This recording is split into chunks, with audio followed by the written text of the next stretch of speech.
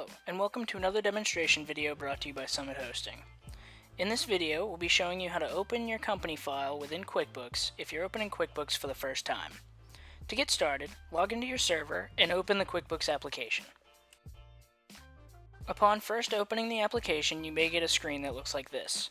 Use the drop-down menu and select Open Existing File from the list. If you get a window that's different from the one you see in this video, you should still have the option for opening an existing company file. Once you select this option, you should get a window that looks like this. You have the option to open an existing company file, restore a company file backup, or restore a portable file. In this case, we want to open a company file. As you can see here, QuickBooks has opened the default location for where my company file is located. If QuickBooks does not do this by default, click on Computer or This PC on the left-hand pane. Click on Summit Hosting C. Go to the Users folder. Go to the Public User.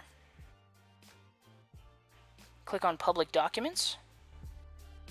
Click on Intuit, QuickBooks, Company Files, and here you should be able to find your company file and click Open.